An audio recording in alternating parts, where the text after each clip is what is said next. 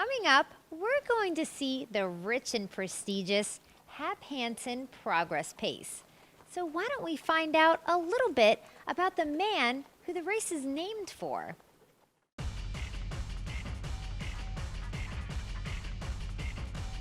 Hap Hansen was the man responsible for the golden age of racing in Delaware. He was the president and later chairman of the board of Brandywine Raceway. He had a tremendous staff, and he was a wonderful person to deal with. I worked for him for more than 10 years, and he was interested in Delaware all the way around. He was the guy that people would come to if you had a problem, and hopefully there weren't too many because he seemed to solve them very easily. Hap Hansen is well remembered by anyone who may have raced at Brandywine Raceway, because during that golden age, that great era at Brandywine, which was founded back in 1952 and raced through the 1988 season, it was a special track. Dennis McLinn, the president here at Dover Downs, was the president at Brandywine during its last hurrah, and at that time Hap Hansen was the chairman of the board.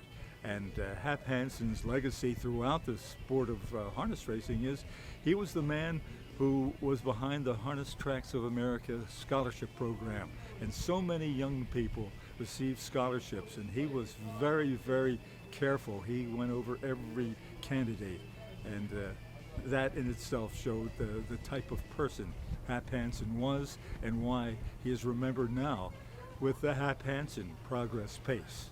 The renaming of the Progress Pace to the Hap Hansen Progress Pace came about, of course, because Hap Hansen passed away last year, and in remembrance for his great contributions to the sport of harness racing in Delaware and here at Dover Downs, the top race in all of Delaware harness racing, the multi-$100,000 Progress Pace is now the Hap Hansen Progress Pace. Now we know about the man and the race, but before we head behind the starting gate for this big competition, let's get to know the competitors. We're going to take a look at 3 horses in the Hansen Progress Pace who have strong Delaware connections. The horse who has the rail is Remember Me VK, and he's been a familiar face in stakes action at both Dover Downs and Harrington Raceway the past couple of years because he's a Delaware Standardbred Breeders' Fund champion.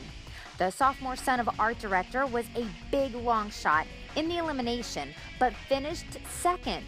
This hometown hero is owned by Sharon Wyatt, Robin K. West, and Ron Benton, and trained by Bobby Wyatt, with Eric Adele in the sulky. We was thrilled, but him being a long shot, I didn't consider him a long shot. He's raced so good all year for the Delaware Sire Stakes that I knew going in there, he had so much gate speed that we would be in the hunt. I was tickled to be second, especially Wiggle It Jiggleit, but I knew he wasn't going to make a bad performance, and I'm hoping he won't make a bad performance tonight. So we just need one more good race. Right from the get-go, I knew he was a better than average colt because I've trained a lot of colts. I trained for George Tate for 10 or 12 years, so I've sat behind some nice colts. And right off, he told me he was very good. And we had some problems early on, but he had a lot of sickness issues, and once he got over the sickness, he just showed how fast he could go. And I mean, he's even surprised me on some of the miles he's going at Harrington and even Dover as a 2-year-old. And he just, right now, he's just getting good as a 3-year-old. I was discouraged for a long time because we gave him so much antibiotics, and I didn't know. Sometimes you kind of crimp him when you give him a lot of that. He's come back really strong. I gave him a couple of slow trips, nothing really fast because he went a tough mile last week. I'm trying to keep him fresh. I think I have a little bit of an advantage on the field because they've raced hard all year. He hasn't. I've kind of spaced him out a little bit. So I think he is a little fresher, and I'm hoping that'll get me through this final. I just had a girl did a little bit of chiropractor worked on, straightened him up a little bit, and he's feeling good and eating good, so everything should be good.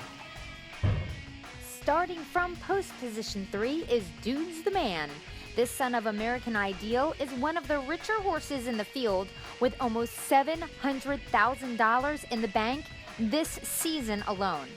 All year long, he's competed in the biggest of the big stakes events for his division and crossed the wire first in the 2015 race for the Orchids, the Adios. This 3-year-old is owned by M&L Stable of Delaware, trained by Jessica Okusko, and driven by Corey Callahan, who has been the leading driver at Dover Downs for 6 straight years and is at the top again this season.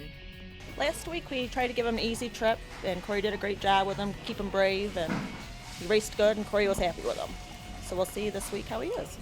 Well, for me, he's been one of a kind. He's been a lot of fun this year, and you don't get that very often. It's been a great time. Great summer. Busy, but very good. He had a very easy week this week. We got to get him turned out every day and jogged him nice and easy, and he acts sharp tonight, so hopefully it worked. Good luck to everybody in it today, and it's been a fun year.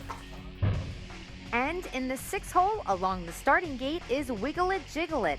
The pacer has had 25 starts with 21 wins, 3 seconds, and earned over $2 million during the 2015 season. The Little Brown Jug champion also brought home a Meadowlands Pace trophy this past season, among other victories in notable races, and he's looking to add a Hansen Progress Pace to his resume after having won the elimination for Dover's signature race in his most recent effort. Wiggle It Jiggleit also happens to be the leading contender for Horse of the Year honors in the entire country. It's been tough. He's been good all year, and all I can say, he does everything to keep him happy. Whatever he wants to do, we let him do it, and then he seems to get by with it. That's really hard to put into words because we've had a lot of good horses in the barn, but when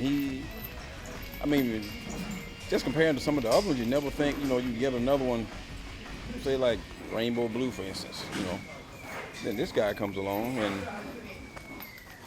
unbelievable, the stuff, the things that he does. He started racing in January last year, and he's just as fresh now as he was when we started with him. It's been like that the whole year,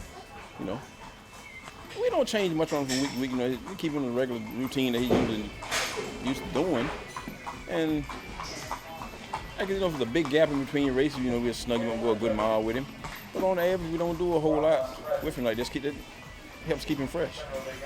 There is a rumor that you came up with the name for this horse. Why, yes, I did. Tell us the story behind that, quickly. It just happened. It was an old song I liked when I was in school, and I just went with Mr. Wiggles, and he was just a spry little colt out in the field, and I said, oh, he likes to wiggle it, jiggle it, and that's how we got it. All right, now we got to hear the song. Oh, that'll be on the next time. This equine with a flashy name is owned by George Teague Jr., conditioned by Clyde Francis, and driven by Montrell Teague.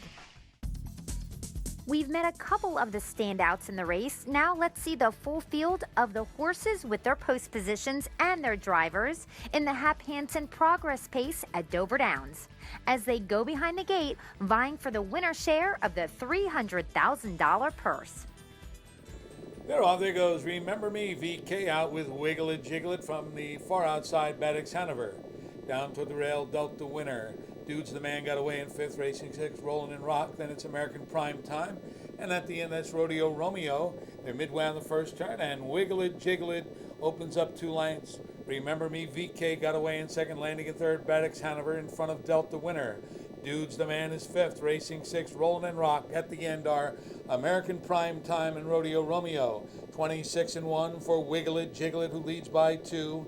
Remember Me, VK got away in 2nd, 3rd, Baddocks Hanover coming to the outside. Delta Winner, followed by Dudes the Man. Also to the outside, American Prime Time. Then it's Rollin' and Rock, and Rodeo Romeo is at the end. They race into the clubhouse turn, drifting out just a bit. Wiggle It Jiggleit, clear by almost 2 lengths. Racing up on the outside, that's Delta Winner toward the inside. Remember Me, VK. Up in 4th, Dudes the Man, 54 seconds for the half as they head over toward the back stretch. Wiggle It Jiggleit by a half length. Delta Winner races on the outside. Remember Me, VK has the rail. Deuce the Man covered in fourth. Outside American Prime Time. Then it's Baddox Hanover along the inside. The trailers are Rodeo Romeo, Rollin' and Rock. They go into the far turn. Wiggle It Jiggleit by about a length. They go by 3/4 in 1:20 and 4/5. They're midway on the final turn. Wiggle It Jiggleit by a length and a half. Delta Winner, Deuce the Man on the outside, followed by American Prime Time, backing away, Remember Me, VK, coming to the top of the stretch now. Wiggle It Jiggleit has opened up 3 lengths. Wiggle It Jiggleit widens now as they come off the turn. Racing in second, that's Delta Winner, followed by Deuce the Man. Nobody beats Wiggle It Jiggleit. Wiggle It Jiggleit in front, 148 and 2. The Hap Hansen Progress Pace for 2015 is in the books. So let's send it over to Publicity Director and Hall of Famer Marv Bachrod for an interview with the Connections. Well, this is quite a celebration here in the winner's circle. Here at Dover Downs, you don't see anything like this too often. And the entire, it looks like everybody in Delaware is here.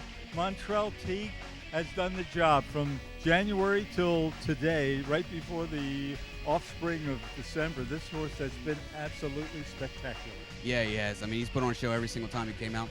Never had a bad race, and that speaks volumes to his ability and making everybody happy. He's got a bunch of fans, as you can see. As you look through some of the stages of his 2015 career, what stands out the most? Just the nature of him, how he can go 48 from January till November, just pretty much a whole year, and still strong, and he seems like he can still be racing, but we're going to shut him down. I guess you're going to look back on the Little Brown Jug as one of the great highlights of his career. Yeah, definitely. Meadowlands Pace, Little Brown Jug. He definitely put a bunch of prestigious races underneath his belt, and mine too. Okay, he made you. Yeah. Montrell, good luck. Let's get this fella named George Teague here. George Teague, Inc. has really had a year during 2015. This horse has done so much for you. You've had $7 million horses. You've run almost every major event in the pacing and trotting world. This has to be something you'll never forget. Yeah, no, and we recognized him early, and we got an opportunity to stake him to all these major events, and it's been a heck of a ride. Now, you've had so many good horses. Is that the way that you could justify back, let's say, last summer to stop him as a 2-year-old after his first start as a win, and then start him back, and you knew he was extra special?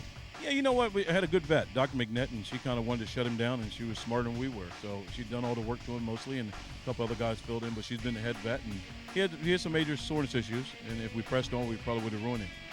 Now, looking back over those times, is that why you chose to make separation between a number of events that you could have gone into? No, we didn't duck anything. I wanted to play with everybody. Wanted to play with us. So no, he didn't need to. But you had to pick your spots. I mean, I didn't want to race him from January and try to race him 40 starts. So we just managed him the best we could. Picked our major spots where the money was, and competition didn't matter. Now, looking ahead for the upcoming 2016 campaign, what can we expect? I hope what he done this year. It should be exciting. You got a horse named Always Be Mickey out there. It's a very good horse, 5-year-old, will be. And another horse beat us a couple times named Freaky Feet Pete. So I'm sure we're running each other, and it's going to make for good racing. Now, you're shutting him down after this race. When will you start training him back?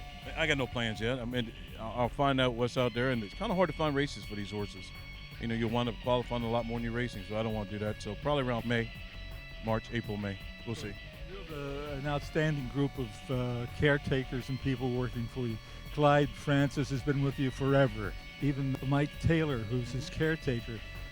He's 370 pounds, and he has a little trouble keeping a hold of Jiggleit. Yeah, you know, he's funny. In the barn, he's all right. He gets amped up when he comes to the races, so he does it at the right time. He can do what he want to do, really. Thank you, and best of luck, and have a happy remainder of 2015 and a good 2016.